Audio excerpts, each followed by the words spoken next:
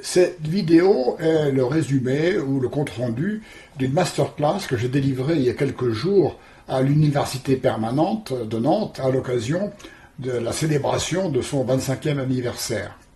En effet, j'ai assuré pendant une petite quinzaine d'années des cours et des conférences dans cette noble institution sur les sciences physiques en général et en particulier sur un thème qui était la compréhension, comment comprendre le monde et sa complexité.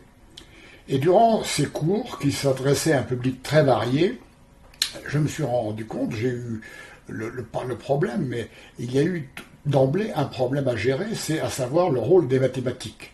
Puisque, comme on va le voir, les mathématiques sont, comme disait Galilée, l'alphabet dans lequel le monde est écrit. Comment peut-on diffuser des connaissances? Comment partager les dernières découvertes sur des sciences, sur la nature, sur le monde, sur l'univers, sans outils mathématiques, sans exposer des outils mathématiques qui ont été la base de ces découvertes. C'est donc le thème de cette masterclass que je vais développer dans la suite. Je me suis inspiré, l'ensemble de mes cours en donné lieu à la rédaction d'un livre qui s'appelle Balade dans les lois de l'univers, que vous pouvez commander en ligne, et qui en fait résume cette démarche qui consiste à vouloir comprendre le monde en explorant les différentes voies que les scientifiques ont utilisées pour cet objectif. Alors, le rôle des mathématiques, c'est quelque chose qui, comme je le citais, déjà Galilée posait la question, même à l'époque des Grecs, rappelons-nous Pythagore, qui était fasciné par les nombres entiers, les fractions, pour expliquer les lois de la nature. Beaucoup plus récemment, un grand théoricien que je connais, qui est très connu dans le monde scientifique, moins dans le grand public, Eugène Wigner, qui est un très grand théoricien, a toujours été souligné l'irraisonnable efficacité des mathématiques dans les sciences de la nature.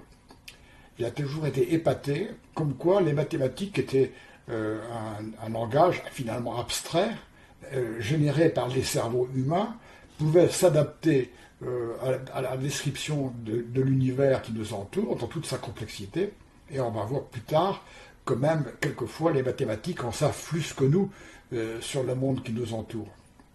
Donc pour lui, le miracle de l'adéquation du langage mathématique à la formulation des lois de la physique est un cadeau merveilleux que nous ne comprenons pas et ne méritons pas. En effet, actuellement, nous ne comprenons pas pourquoi les mathématiques s'appliquent tellement bien à l'univers, aux lois de l'univers, et peut-être un jour on le comprendra. Donc, je vais développer ce thème-là de manière un peu plus détaillée, et donc l'objectif de cette masterclass étant de discuter avec les auditeurs pour savoir comment exposer les grandes découvertes scientifiques avec ou sans support des formules mathématiques.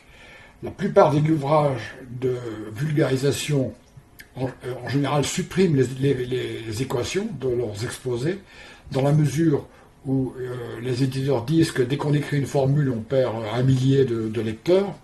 Eh bien, je vais essayer de vous démontrer qu'on peut peut-être quand même exposer les grandes découvertes scientifiques avec un minimum de support des formules mathématiques, y compris pour ceux qui sont un petit peu réticents ou au contraire même allergiques aux mathématiques.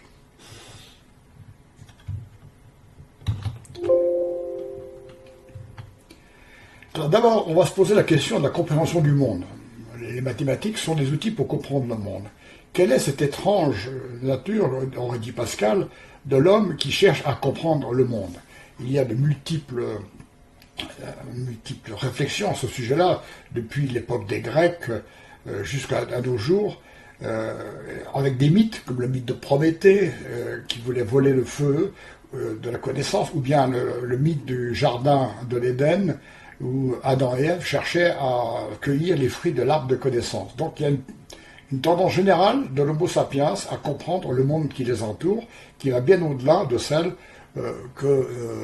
qu'ont en inné les animaux qui nous entourent.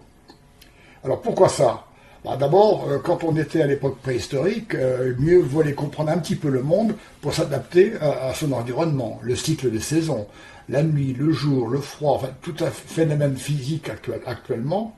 Il fallait en avoir une appréhension spontanée pour pouvoir les maîtriser, pour pouvoir prédire et notamment survivre dans un milieu hostile. Ensuite, assez vite, on voit dans les traces des civilisations préhistoriques le rôle du surnaturel, le rôle de la religion. Comment expliquer des phénomènes qui nous entourent, qui nous paraissent absolument inexplicables et qui conditionnent notre vie? Sont-ils le produit ou le produit d'êtres ou de surnaturel, ou est-ce qu'il existe une conscience au-dessus de nous qui gère ces problèmes-là? Et donc, c'est la mythologie des Grecs notamment, et d'autres, et des religions, qui cherchent à trouver des origines surnaturelles aux mécanismes qui gouvernent le monde et qui gouvernent notre vie.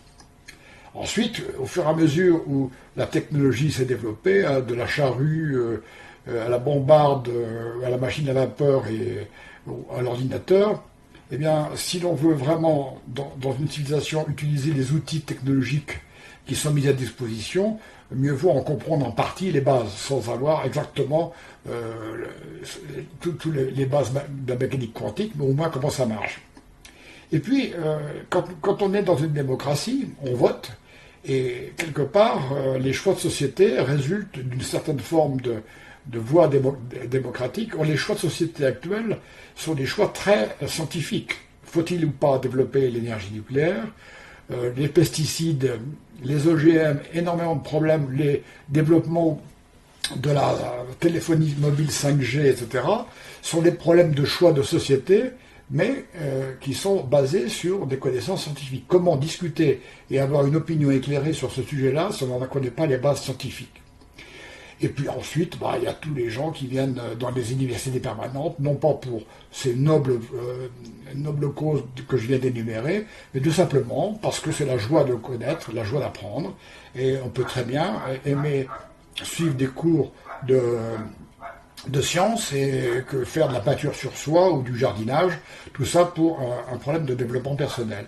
Donc l'Homo sapiens, il est toujours, depuis son origine, a toujours été fasciné par le monde qui l'entoure et la nécessité d'en comprendre les mécanismes. Et on va voir le rôle des mathématiques dans ce jeu-là. Alors on va prendre un exemple, les marées. Comment, au cours de l'histoire de l'humanité, comment ce problème majeur, les marées, pour ceux qui habitent au bord de la mer, comment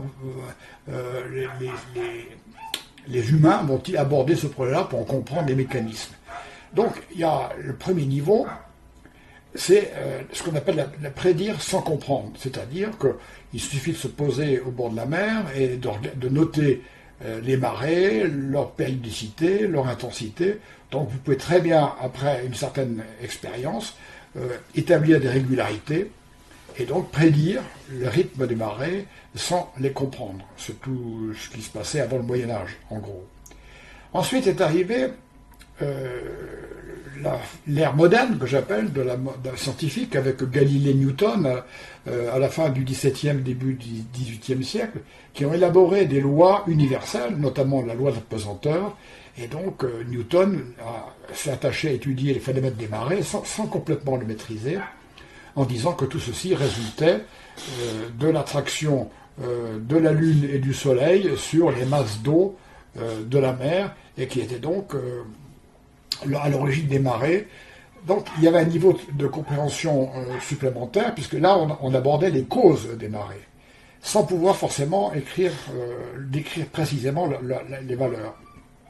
Il a fallu attendre 2 siècles, et là j'ai fait exprès de mettre une formule mathématique compliquée, que vous n'allez pas lire bien sûr, et surtout que cette formule mathématique, c'est une parmi 300 pages de calcul, d'un monsieur Delaunay qui a passé quelques belles années de sa vie pour essayer de calculer précisément, avec les interactions de Newton, l'interaction entre la Lune, le Soleil et la Terre, problème à 3 corps, qui est finalement d'une complexité inouïe, et il a établi des formules mathématiques qui sont des formules mathématiques, j'allais dire, par approximation successive, il y a d'abord une approximation de base, puis ensuite on rajoute des raffinements pour tenir compte de détails.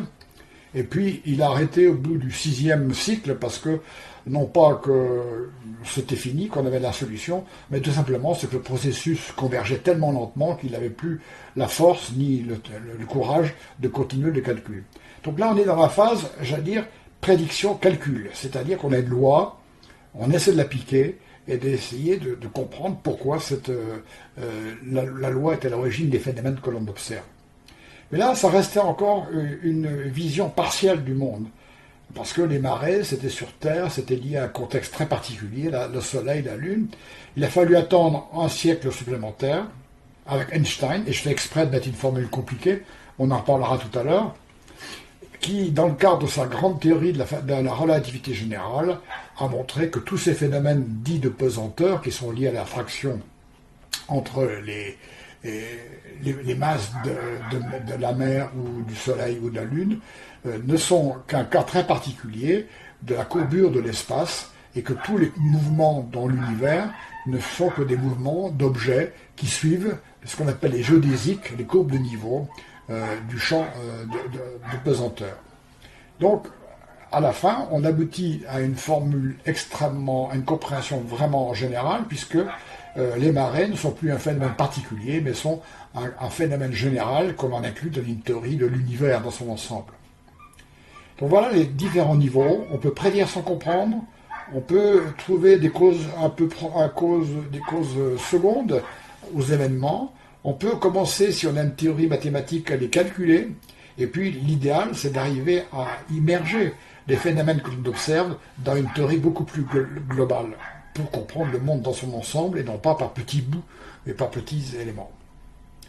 Alors je résume à nouveau, en faisant exprès de mettre les formules mathématiques, parce qu'on va en reparler.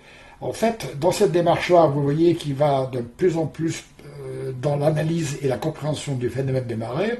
À gauche, vous avez le fait qu'actuellement, on a des lois, on a des calculs qui permettent de prédire avec une très grande précision le phénomène des marées, leur amplitude, leur temps. Et puis on sait en plus que cette prédiction-là s'insère dans une compréhension globale des phénomènes de l'univers. Mais tout ceci a un prix, c'est pour ça que c'est en bleu. Et à droite, vous avez le rouge, c'est-à-dire que tout ça se paye par un niveau d'abstraction de plus en plus élevé, puisque au fur et à mesure que j'ai déroulé mon argumentation, vous avez vu apparaître des formules de plus en plus compliquées, sans parler de la formule d'Einstein sur la courbure de l'espace-temps. Et donc, ceci se paye par un niveau d'abstraction, et si je veux exposer en détail les marées à un public large, eh bien, il y a le problème de savoir les prérequis, à partir de quels prérequis je me positionne pour expliquer le phénomène des marées. Je vais développer cet aspect dans la suite. Alors, comprendre le monde, c'est établir les lois scientifiques, pour faire schématiquement, établir les lois qui gouvernent l'évolution des objets et leurs relations. Donc si je regarde Wikipédia, il dit « Une loi scientifique est un énoncé fondé sur des observations, expériences répétées, décrivant ou prédisant des phénomènes naturels, souvent exprimés par des relations mathématiques. » Voilà le venin, in coda venenum, souvent exprimé par des relations mathématiques. Alors, prenons un exemple, à nouveau, voir comment une loi scientifique s'inscrit dans cette démarche. Lorsque Copernic a mis à bas, pas mis à bas, mais a développé sa théorie héliocentrique, à savoir que les planètes, la planète Terre et les planètes avaient des orbites centrées sur le Soleil, et non centrées autour de la Terre, donc c'est l'héliocentrisme. Le Soleil est le centre autour duquel les planètes orbitent. Il n'y avait pas de loi mathématique, il a fallu attendre Kepler pour donner des lois plus précises à ce phénomène-là, et il a été plus loin en démontrant que ce n'est pas des cercles que décrivaient les planètes, mais des ellipses, etc. Il a trouvé des lois, mais on a encore resté dans des lois qui sont sous forme littérale. En gros, la deuxième loi des airs de Kepler exprime que les rayons des orbites des planètes balaient des surfaces égales en des temps égaux. Voilà une formulation à peu près de l'époque, qui explique que quand une planète est proche du Soleil et tourne plus vite que quand on est loin, de telle sorte que les surfaces balayées dans son mouvement, en bleu sur le schéma, quelle que soit la position de la planète par rapport au Soleil, sont toujours égales. C'est la loi des airs. Donc c'est une loi empirique qui permet de comprendre beaucoup de phénomènes sur les orbites des planètes, sauf que ça n'a pas un pouvoir très, très prédictif fort. On ne peut pas en prédire les orbites précisément.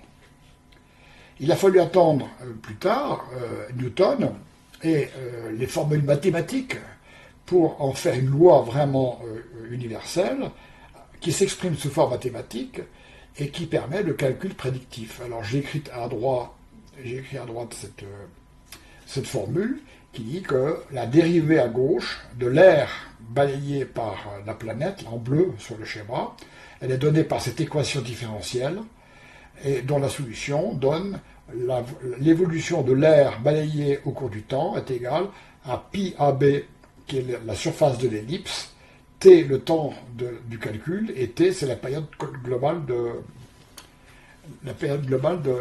l'orbite que met la planète à faire le tour complet de son orbite.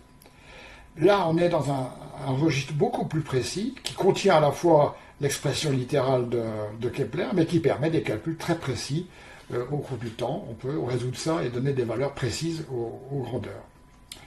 Donc, les lois mathématiques, les lois scientifiques, en général, démarrent souvent par ce qu'on appelle des lois phénoménologiques, qui partent de l'observation des régularités dans les phénomènes, mais très vite, pour aboutir à un fort pouvoir prédictif, nécessitent de passer par des langages mathématiques. Donc, le problème, c'est que la compréhension du monde, mais il faut passer de la représentation mentale à l'abstraction mathématique. Alors, je vais élaborer un petit peu sur ça en faisant une distinction entre la représentation mentale. Vous fermez les yeux, imaginez le balai des planètes autour du Soleil, eh bien, vous avez une représentation mentale à peu près précise de ce qui se passe. Si par contre j'écris l'équation de la relativité générale d'Einstein, et si vous en représentez une image dans votre tête, eh bien ça ne se passe pas. C'est dans un autre registre, d'accord? Donc, les mathématiques sont nécessaires pour comprendre le monde, mais quel monde?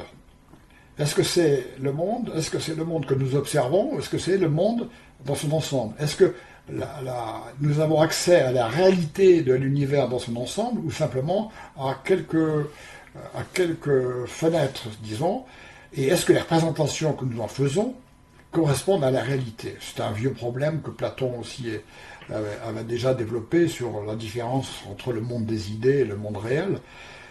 Et en fait, les récentes découvertes nous ont démontré que nos représentations mentales, la façon dont nous nous représentons le monde, qui nous paraît la réalité, eh bien, est fausse. Notre cerveau n'est pas une machine rationnelle, elle est biaisée, et les représentations du monde que nous en faisons sont faussées souvent, et on verra qu'il faut passer par les mathématiques pour se débarrasser de ces problèmes-là. Alors, d'abord, voyons-nous le monde tel qu'il est réellement. Et là, la réponse est bien sûr, a priori, vous dites oui. Quand je vois mon jardin, un oiseau qui passe, il est là, il n'est pas ailleurs. La lune est là, et pas ailleurs. En fait, on s'est rendu compte au cours des années, notamment récentes, sur la théorie de la cognition, la théorie des connaissances, que finalement, le monde que nous observons, on l'observe à travers une fenêtre extrêmement étroite, puisque nous l'observons par nos sens, qui sont l'œil, le toucher peut-être un peu, l'odeur un peu, et l'ouïe. Et ça, ces sens-là n'ouvrent qu'une fenêtre tout à fait particulière et très restreinte sur l'univers. Et puis après, on a dit, ça ne suffit pas, il faut des instruments scientifiques, et les instruments scientifiques vont poser un autre problème. Donc, prenons l'œil, par exemple. L'œil qui nous paraît rendre compte parfaitement de la réalité qui nous entoure, il faut comprendre que nous regardons, notre œil n'est sensible qu'à une toute petite, une extrêmement petite partie du spectre des ondes lumineuses. On ne voit pas l'infrarouge, on ne voit pas l'ultraviolet, on ne voit pas les rayons X, on ne voit pas les ondes radio. Donc nos sens, notre œil, nous limite à une vision extrêmement limitée de l'univers, et c'est pour ça qu'il faut des instruments très sophistiqués, des satellites, etc., pour dépasser ça. Donc nos sens ne donnent qu'une vision extrêmement restreinte. Pour prendre un exemple, nous, si on se contente de regarder, de faire la science avec nos yeux, c'est comme si on voulait rendre compte de l'univers en l'observant à travers le chat d'une aiguille. C'est-à-dire, on voit vraiment un tout petit élément. Et bien sûr, au cours des ans, on a développé des instruments scientifiques de plus en plus puissants, qui faisaient hurler les cardinaux à l'époque de Galilée, puisque Galilée voulait leur montrer par la lunette astronomique le balai des satellites de Jupiter, et les cardinaux disant si Dieu n'a pas voulu que nous voyions ceci, il n'y a pas de raison que nous créions des instruments pour le voir. Et d'autre part, est-ce que ce ne sont pas des diableries qui sont dans l'instrument et qui ne sont pas la réalité? Donc déjà, il y avait une méfiance de l'instrumentation, et que dire actuellement des immenses expériences du CERN, qui est cet immense accélérateur de 25 km autour de Genève, avec des détecteurs qui pèsent des centaines de tonnes, et qui théoriquement détectent les particules de l'infiniment petit.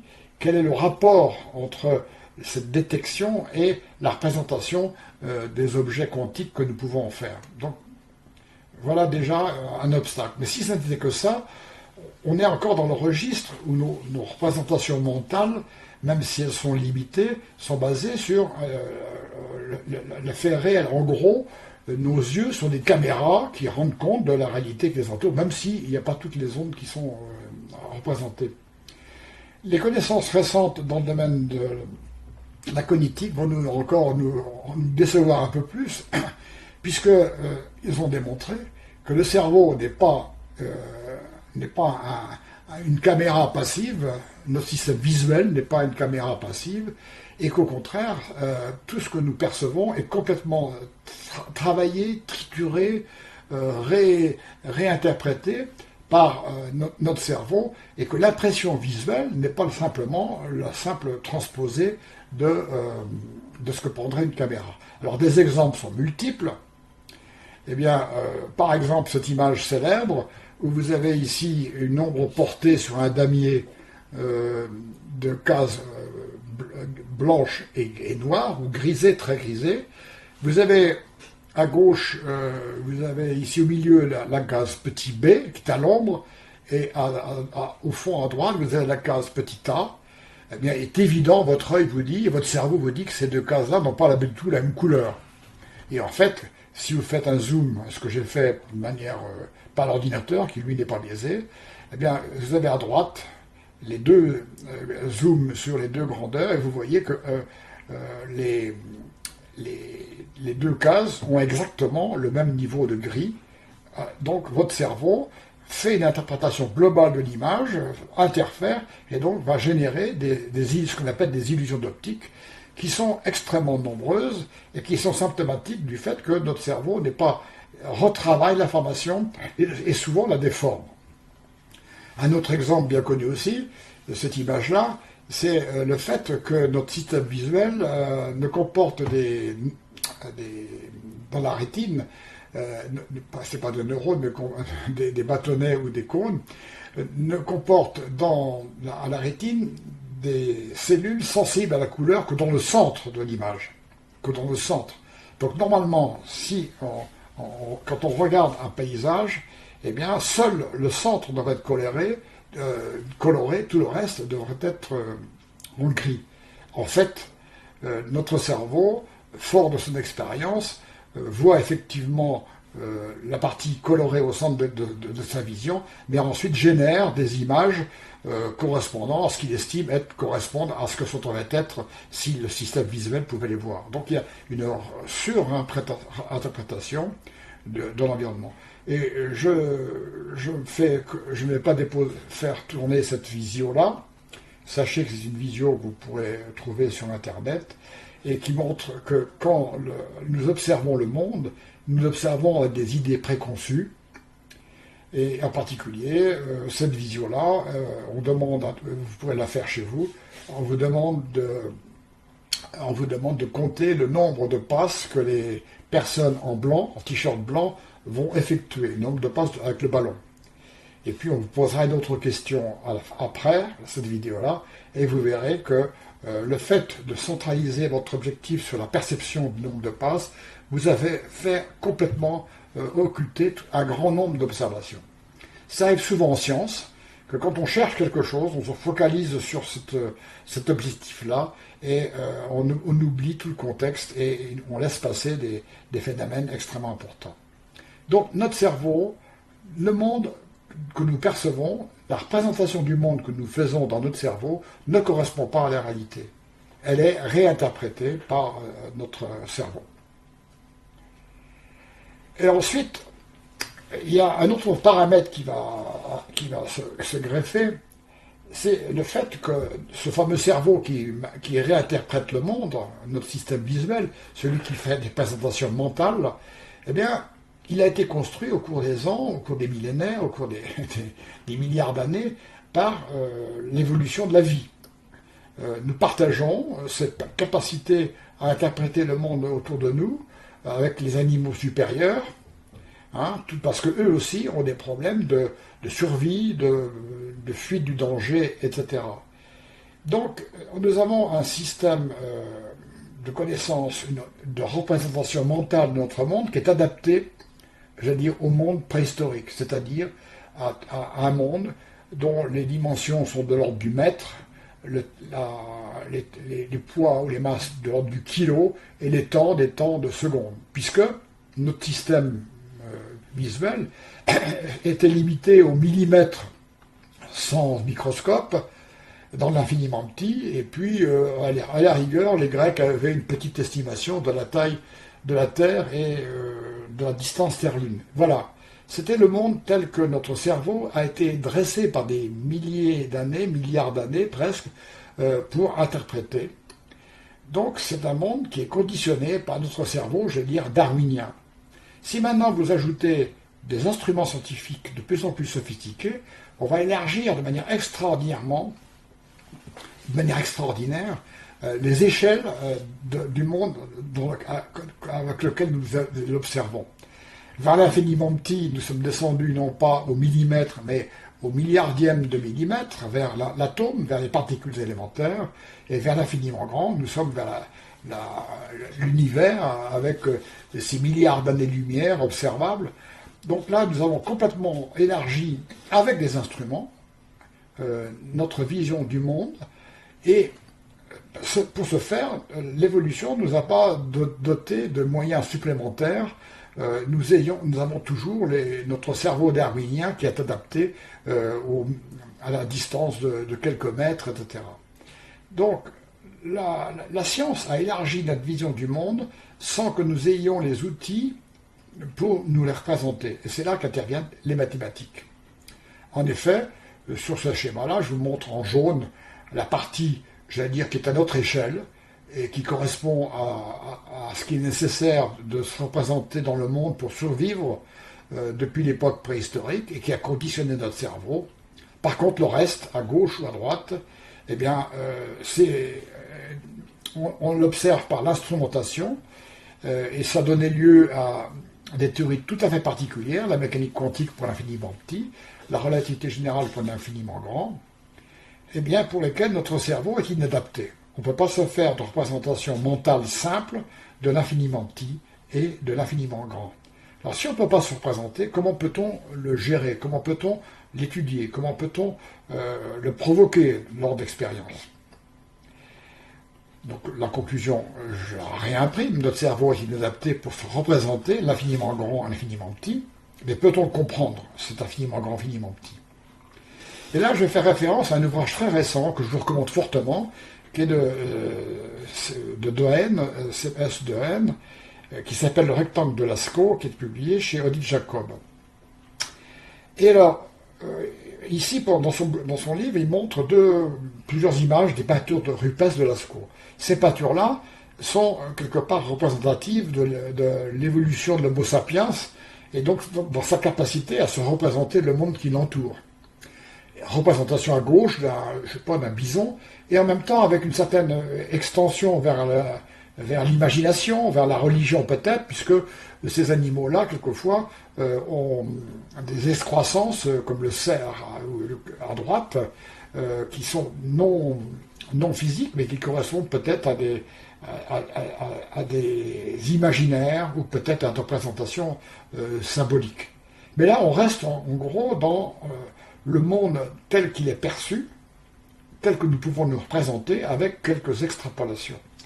Et puis, Dehaene nous dit, mais attention, regardez-en à droite. Il n'y a pas quelque chose qui vous choque dans cette image-là.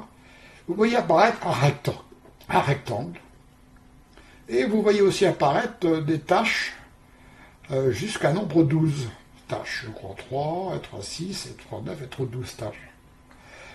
Et ça, c'est une irruption complètement nouvelle et qui est spécifique de l'Homo sapiens, c'est sa capacité à penser et à générer des figures géométriques, puis plus tard à générer les nombres. Donc le rectangle n'est pas issu d'une représentation directe du monde, mais est une création du cerveau humain. Et à droite, on sait que les animaux peuvent dénombrer jusqu'à 5 ou 6 des nombres de 5 à 6, jusqu'à 5 ou 6, puisque c'est nécessaire pour que les mères puissent compter leurs petits dans leur couvée. Mais les nombres au-delà, jusqu'à 12, pour savoir que le nombre de tâches à droite est égal à 12, eh bien, il faut compter, et ça, ce n'est pas possible pour les animaux. C'est une opération qui n'est possible que pour le cerveau humain. Donc, Dehaene dit la géométrie est une prérogative de l'Homo sapiens uniquement, de l'Homo sapiens. Donc, et ça, c'est une rupture absolument gigantesque, puisque ce dont nous avons parlé avant correspondait plutôt à une évolution qui a demandé des milliers d'années des cerveaux des mammifères et des hominidés pour comprendre le monde qui les entoure. Là, subitement, il y a l'irruption de l'abstraction qui apparaît et qui est fondamentale. De plus, en allant, puisque ce sont des neurologues, ils ont fait maintenant avec des analyses du cerveau, ce qui est tout à fait extraordinaire, c'est que dans le cerveau, il y a des zones spécifiques pour les représentations classiques, mais on l'appelle sémantiques, et des zones spécifiques pour les mathématiques. Et ces zones en mathématiques sont en bleu, les zones sémantiques pour la compréhension en gros du langage sont en vert. Donc vous voyez que la compréhension des mathématiques est complètement séparée de la compréhension du langage sémantique et de la pensée courante et des représentations mentales que nous avons. Et ça, c'est fondamental. À la fois parce que ça indique que seul l'Homo sapiens est capable de faire des mathématiques et représenter le monde dans son ensemble, mais d'autre part aussi, il nous dit quelque part que si on ne développe pas ces facultés-là, eh bien, elles s'atrophient un peu, elles sont plus ou moins développées. Donc il y a de nombreux tests qui ont été faits. Quand on fait défiler un très grand nombre d'images devant des personnes, si dans ces images il y a des objets, des animaux, des figures, etc., et de temps en temps des formules mathématiques, eh bien, les zones du cerveau liées aux mathématiques s'allument uniquement pour ceux qui sont déjà un petit peu formés aux mathématiques.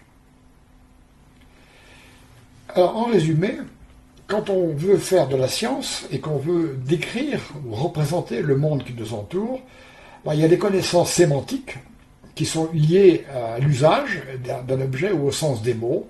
Donc c'est la loi des airs de Kepler, on utilise des mots de langage courant pour que tout le monde comprenne. Et le code nous connaissons en général, et notamment le sens des mots. Ça, c'est la démarche syntaxique. Et quelque part, elle n'est pas neuve chez l'Homo sapiens.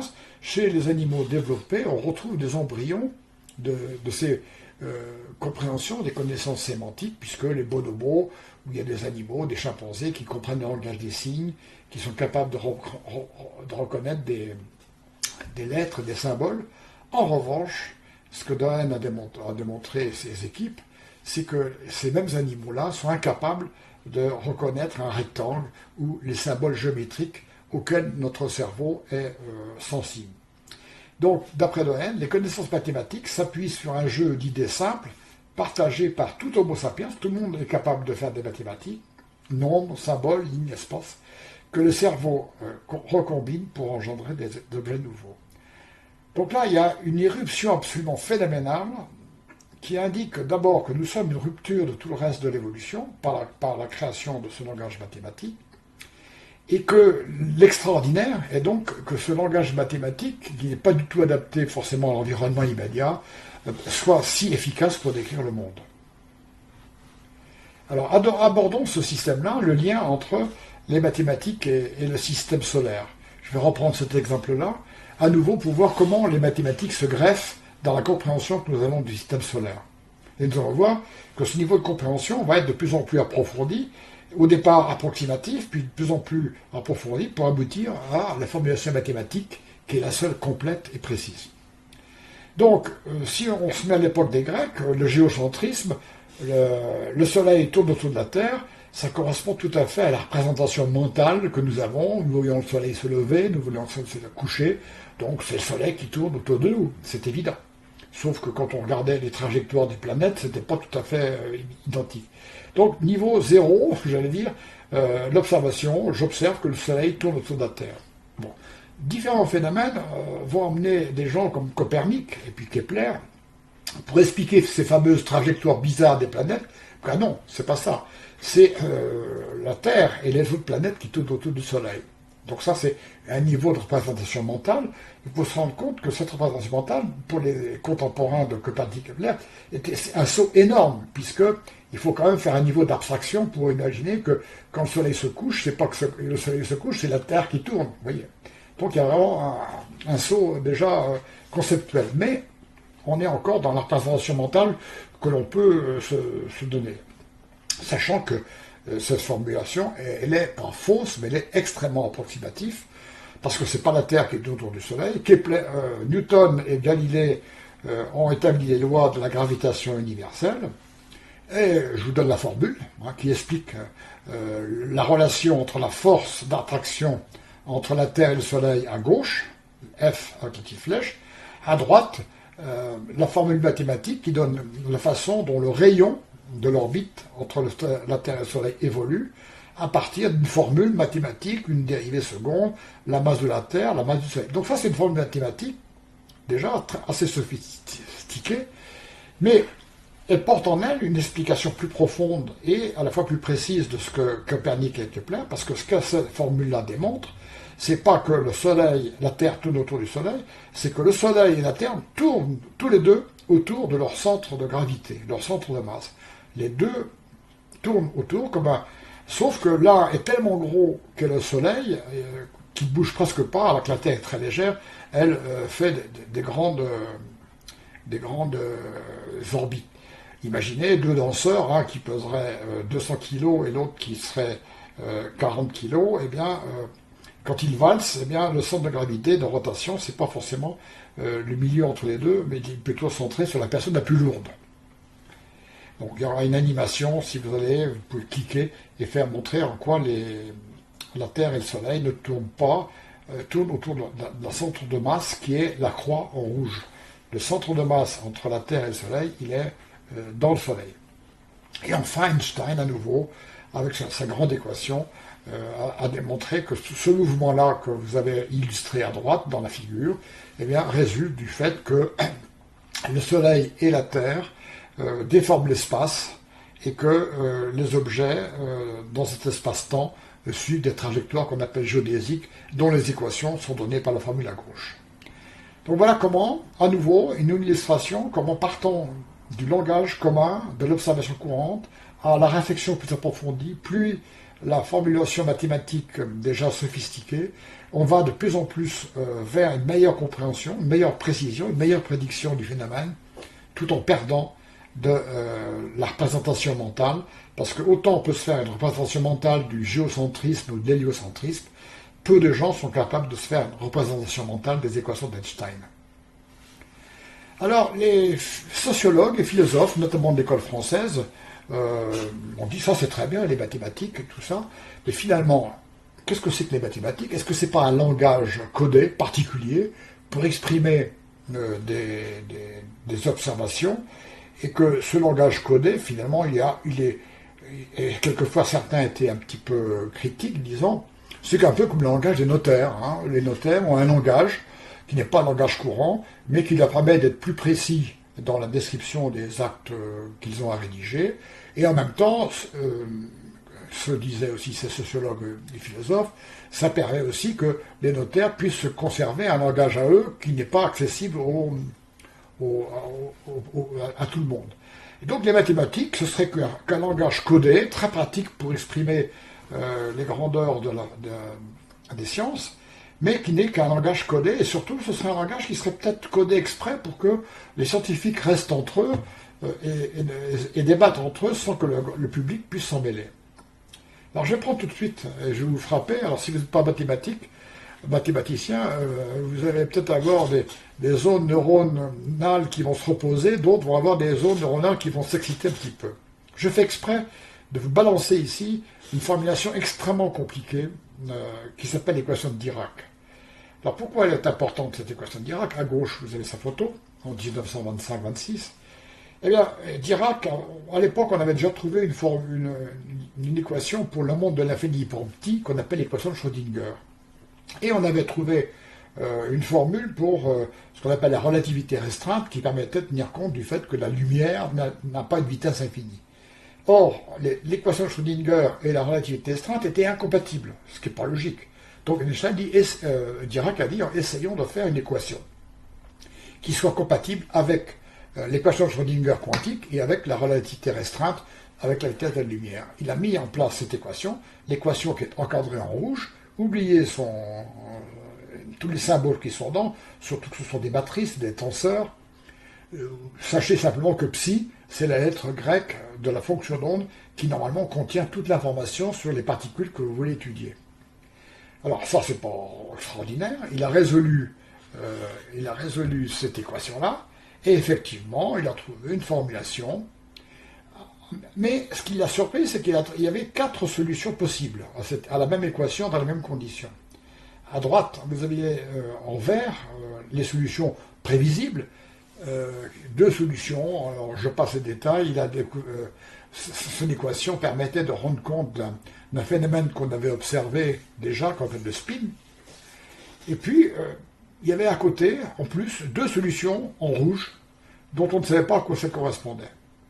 Donc, vous voyez, les mathématiques ont permis, dans un langage codé certes, de permettre de concilier 2 grandes théories et d'avoir un pouvoir de prédiction des phénomènes que l'on observait. Sauf que cette équation-là, cette équation qui a été conçue pour concilier la mécanique quantique et la relativité, eh bien, a découvert quelque chose qui n'était absolument inouï, dans la mesure où ces solutions qu'on voit apparaître mathématiquement, quelques années après, on s'est rendu compte que ces solutions-là, c'était la description de l'antimatière, c'est-à-dire une matière complètement symétrique de la nôtre, mais telle quand une particule de matière et de matière se rencontrent, eh bien, elles s'annihilent toutes les deux sous forme d'une grande bouffée d'énergie. Pour faire simple, peut-être pas simple, sachez que l'antimatière, c'est comme une matière, mais qui remonterait le temps. Alors là, c'est un phénomène nouveau qui a étonné tout le monde, puisque on prend une équation mathématique, on développe un outil mathématique purement conceptuel pour résoudre un problème particulier, et cette équation-là, en fait, comme dirait Dirac, mes équations en savent plus sur la nature que moi, puisque l'équation que je déroulais, en fait, contenait en elle la description d'un phénomène entièrement nouveau qu'on appelle l'antimatière. Donc les mathématiques ne sont pas forcément qu'un langage codé. Ils en disent beaucoup plus sur l'univers, beaucoup plus que... Excusez-moi.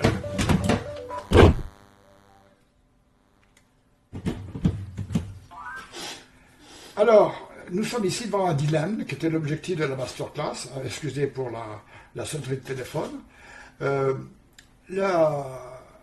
nous sommes là dans la situation où on veut exposer à l'arche publique les grandes découvertes scientifiques sur le monde qui nous entoure, l'infiniment grand, l'infiniment petit.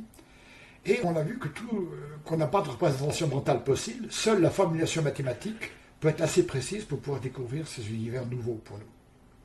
Comment peut-on enseigner la physique sans formule mathématique? Alors je vais prendre une image, parce que le cerveau humain reptilien comprend très bien les images. Si je faisais un cours sur la civilisation égyptienne, et pour que vous compreniez en gros la civilisation égyptienne, ce que je ne connais pas du tout, vous ne trouveriez pas extraordinaire que dans l'illustration de mon cours sur la civilisation égyptienne, je vous montre des textes, des hiéroglyphes, des monuments avec des inscriptions et des hiéroglyphes qu'a priori vous ne comprenez pas et que même je serais incapable de transcrire. Mais vous voyez que les hiéroglyphes sont un outil de visualisation, un outil pour alimenter la compréhension qu'on se fait de la civilisation égyptienne, sans pour ça être capable de les traduire. Eh bien, je vous demande le même effort.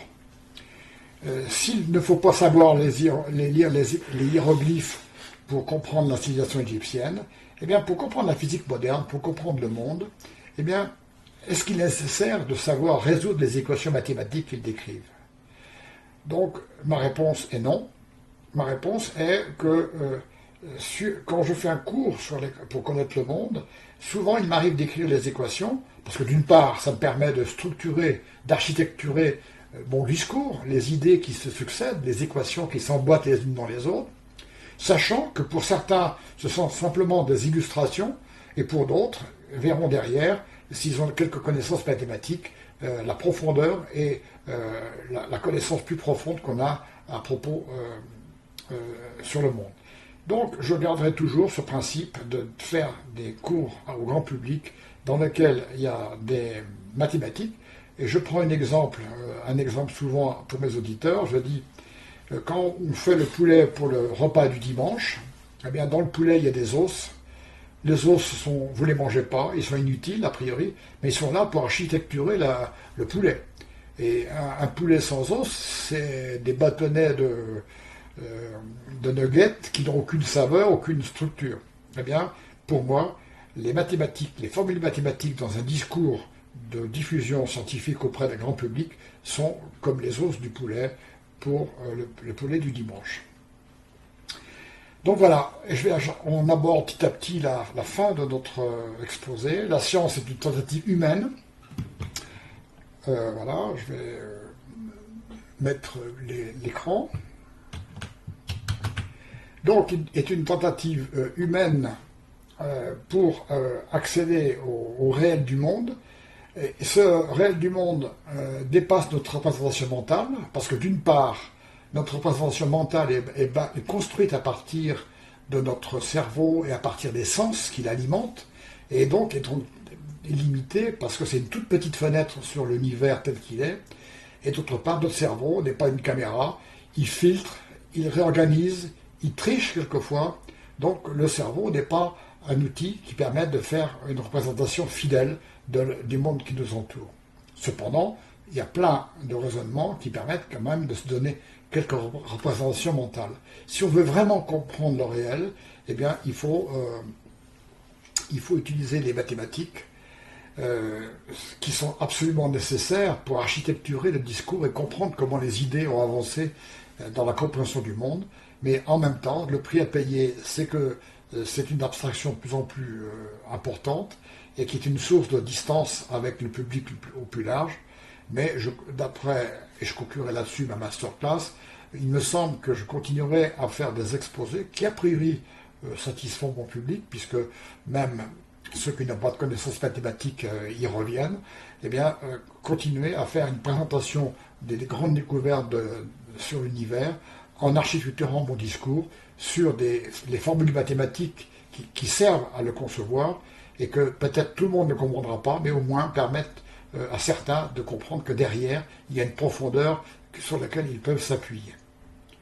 Voilà. Donc, c'est la fin de mon exposé sur les mathématiques et le monde réel.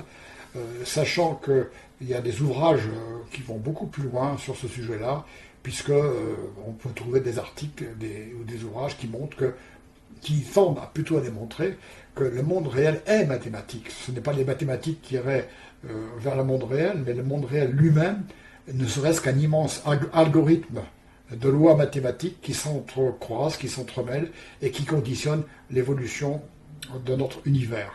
Ce sont des théories très fascinantes parce que elles donnent une unité à la fois à l'univers et à nous dans cet univers.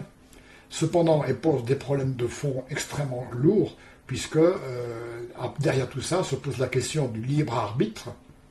Est-ce que nous qui croyons être capables de décider de notre destin, capables de nous orienter de notre vie, est-ce que finalement nous ne sommes pas complètement conditionnés par des lois mathématiques qui complètement déterminent notre comportement? Vaste problème, et je vous laisse sur cette interrogation.